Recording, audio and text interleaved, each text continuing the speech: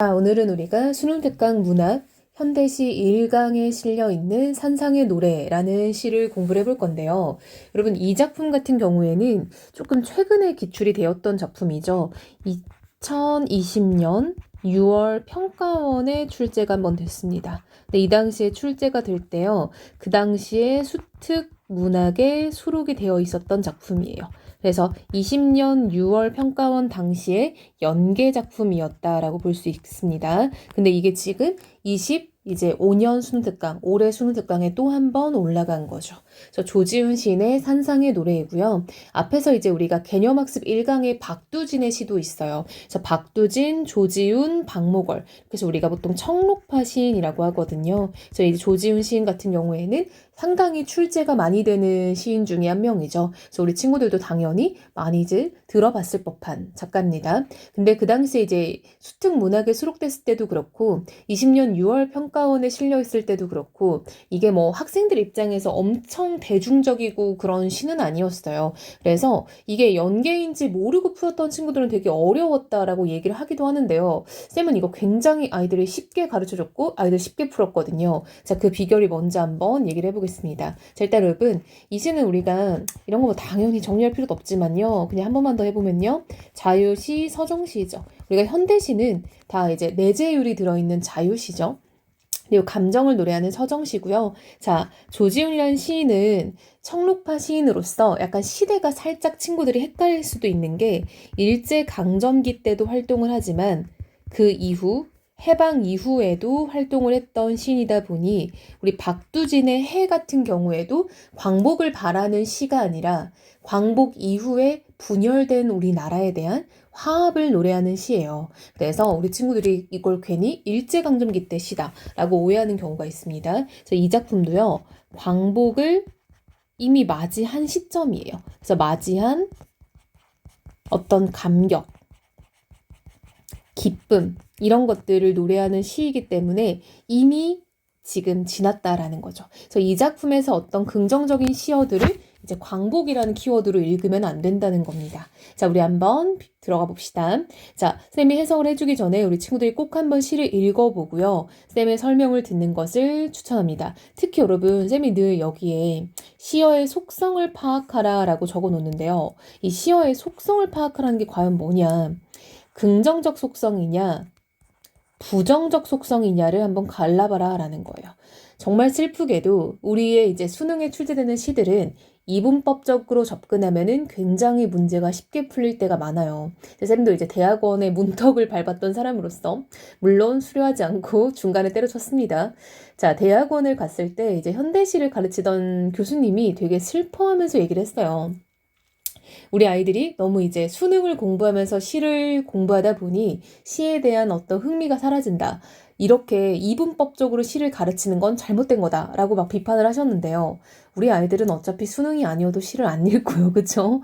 이분법적으로라도 접근을 하면 수능에선 굉장히 도움이 많이 돼요. 자, 어떻게 하는 거냐면요. 첫 번째는요. 관습적 상징을 한번 따져보는 거예요. 자, 이거 쌤이 계속 쓰는 말인데요. 쌤이 문학개념을 수업할 때 쓰는 말인데 관습이라는 건 어떤 한 사회 내의 약속이라고 보면 좋을 것 같아요. 사회 내의 약속. 뭐 안 지킨다고 해서 이게 뭐 감옥을 가고 이런 일은 아니지만 대체적으로 그 사회 내의 구성원들이 동의하는 거예요. 예를 들면 지하철에서 내가 앉아 있는데 내 앞에 할머니가 오신 거예요. 자리를 비켜드린다. 이게 이제 우리의 보통의 관습이죠. 이런 것들을 말합니다. 즉 사회 내 약속에서의 상징이라는 건 뭐냐면요. 보통 우리 사회에서 긍정적으로 여기는 것을 동그라미 치고요. 부정적으로 여기는 것을 세모를 치자라는 거예요. 그럼 이때의 관점은요. 나의 관점이 아니라요. 우리나라에서 라고 생각하면 좋을 것 같아요. 우리나라에서 사람들이 이렇게. 자, 근데 여러분, 시가 뭐 사회의 어떤 상징성만 따라가면 너무 밋밋하겠죠? 시인의 개성, 함축적 언어가 쓰이는 거잖아요. 그래서 이럴 때 우리가 앞뒤 시의 맥락 파악을 해서 동그라미 세모를 칠 건데요. 이때 맥락 파악이라는 건 뭐냐면요.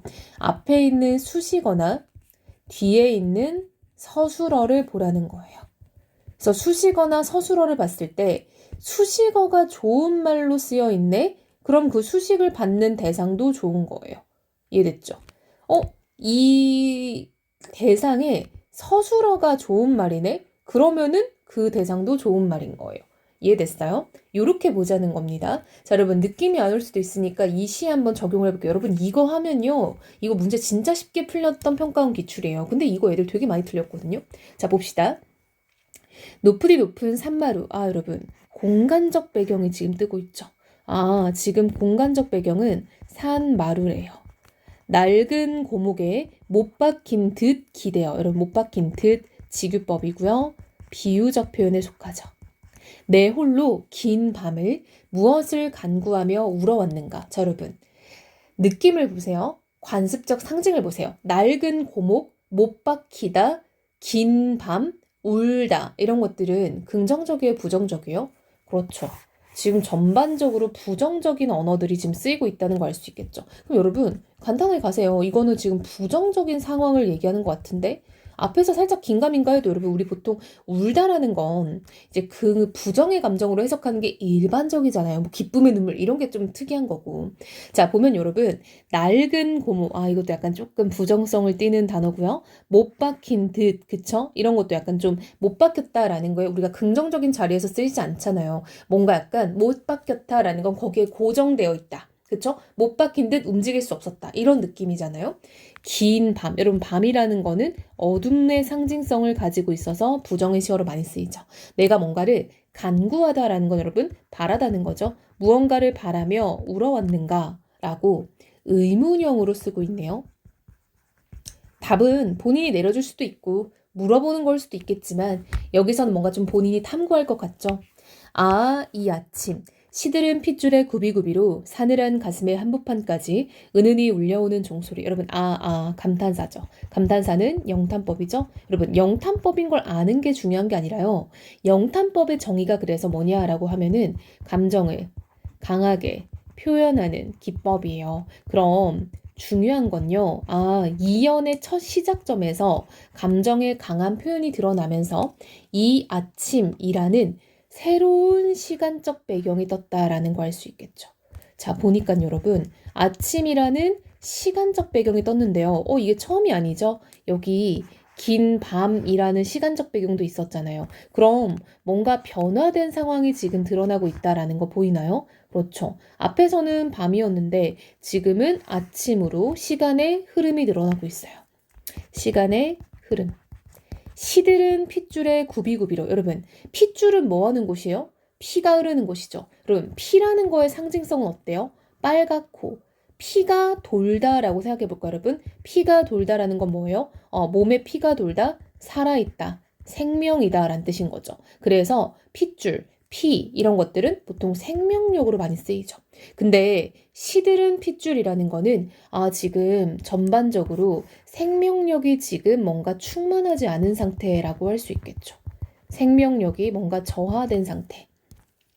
사늘한 가슴, 여러분 가슴도 뜨거운 가슴일 때 우리가 보통 긍정적으로 쓰잖아요. 근데 여기선 지금 사늘한 가슴이라고 뭔가 약간 좀 차가운 이미지를 쓰고 있죠.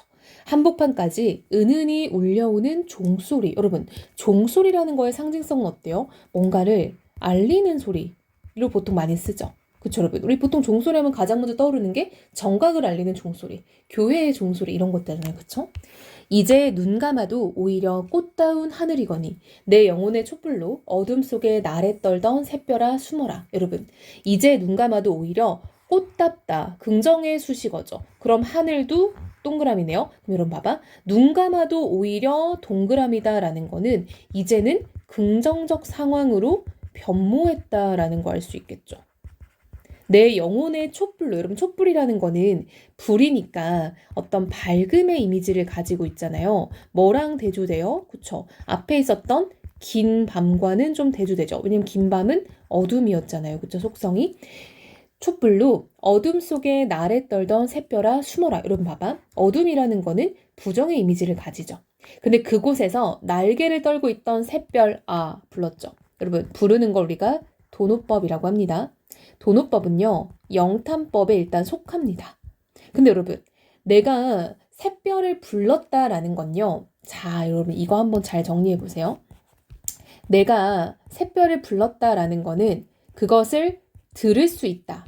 라는 게 전제가 되는 거잖아요. 근데 여러분, 누군가를 부르고 누군가 그 얘기를 듣는다는 거는 일단 말을 할 수 있어야 된다라는 게 전제되잖아요. 근데 여러분, 우리 문학에서도 그렇고 우리 세상에서 말이라는 건 인간의 어떤 전유물이잖아요. 그쵸?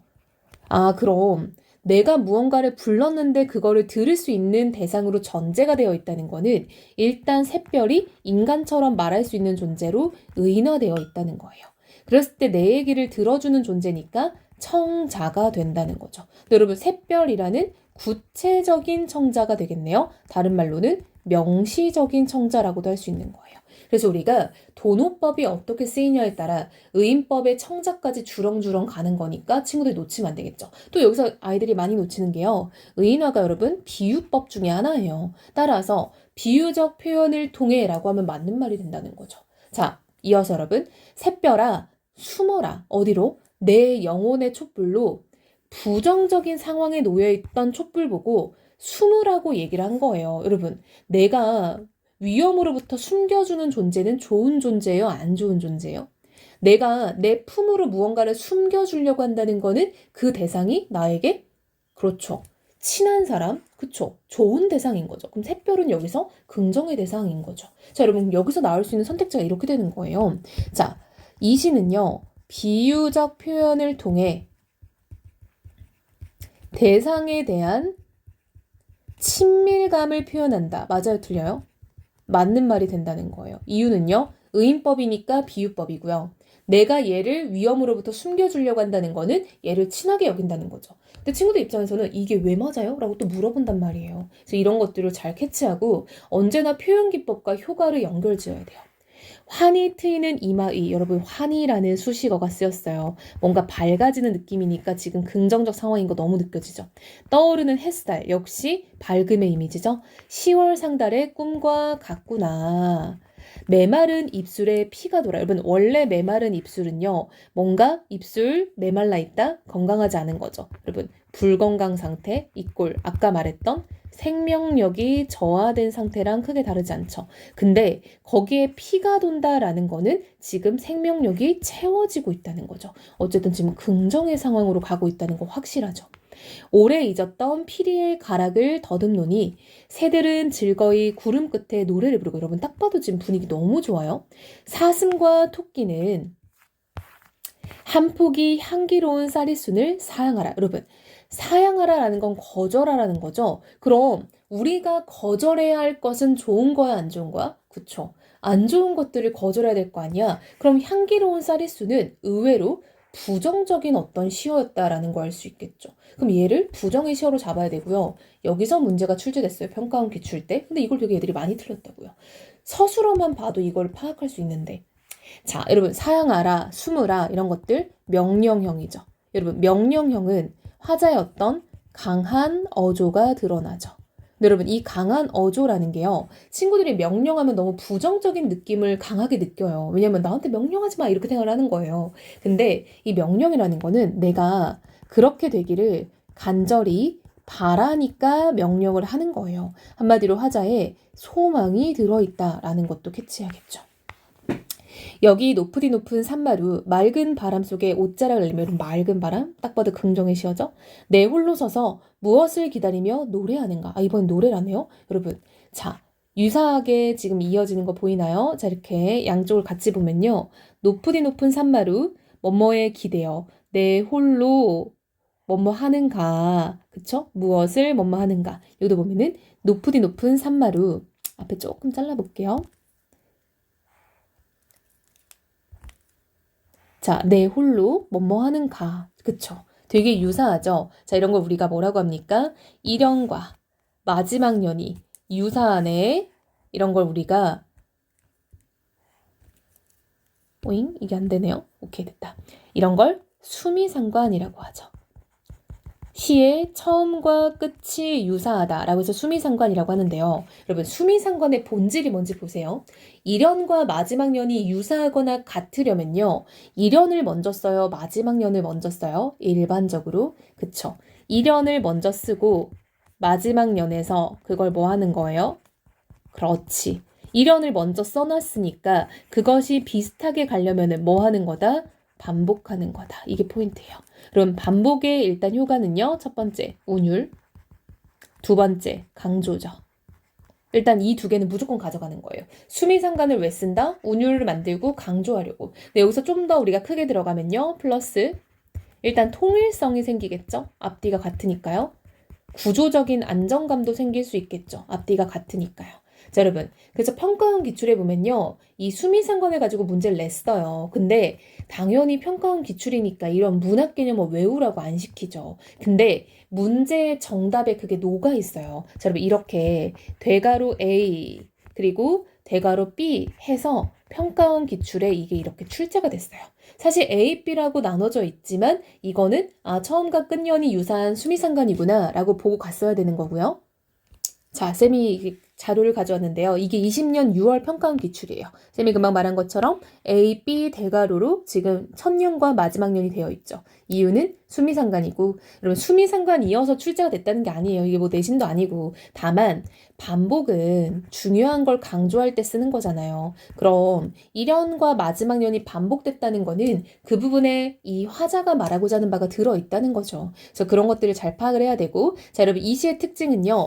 부정적인 상황에서 마지막에는 완전 긍정적인 상황으로 흘러가고 있죠. 중간에 긍정 상황으로 도모하는 장면들도 많이 나왔어요. 그쵸? 그래서 이 작품은 어떤 이런 분위기의 변화, 그리고 약간 좀 이런 시상 내에 어떤 흐름의 변화가 분명 존재한다라는 거고요. 쌤이 말한 것처럼 광복을 맞이한 감격과 기쁨이라고 한다면 그 전에 이런 부정의 상황은 뭐겠어요? 일제강점기의 상황을 얘기를 하는 거겠죠. 그럼 여러분 여기서 말하는 이런 긍정의 상황은 뭐겠어요? 그쵸? 광복 후에 어떤 긍정의 상황을 말하는 거겠죠. 그럼 비슷한 논리로 다 묶어가면 됩니다. 자, 시들은 핏줄, 싸늘한 가슴 이런 거 다 보겠어? 일제강점기에 고난과 시련 속에서 느꼈던 어떤 생명력의 저하, 그리고 가슴의 싸늘해짐 이런 것들이겠죠.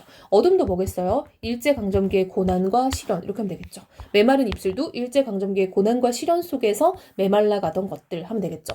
향기로운 쌀이순을 사양하래요. 여러분 우리가 뭔가를 거절해야 돼요. 근데 그게 향기로워. 뭐 하는 거야? 유혹이죠. 그쵸? 이런 유혹의 어떤 그런 것들을 거절해라. 유혹은 뭐겠어요? 일제의 유혹이겠죠. 일제의 회유라고 하면 되겠죠. 이렇게 여러분 긍정적 시어냐 부정적 시어냐 속성을 나눠놓고 그 시대적 배경은 보기에서 주잖아요. 그거를 가지고 대입만 시키면은 시를 다 정말 쉽게 해석을 할 수 있어요. 그래서 우리 친구들 일단 너무 천리길도 한 걸음부터인데 막 이거를 자습서에 나오는 파란 글자로 빨리빨리 해석하려고 하지 마시고요. 이거를 좀 천천히 하나하나 좀 파헤쳐 나가는 게 필요해요. 긍정의 시어냐 부정의 시어냐 표현 기법은 뭐가 쓰였냐 그리고 나서 이 시가 어떤 시대의 시네? 그럼 그걸 따라가는 거죠. 이해됐나요? 이렇게 좀 천천히 보면 좋을 것 같아요. 제목도 산 위에서의 노래잖아요. 왜요? 이 사람 산마루에 있으니까요. 자, 이렇게 정리를 해보면 좋겠네요.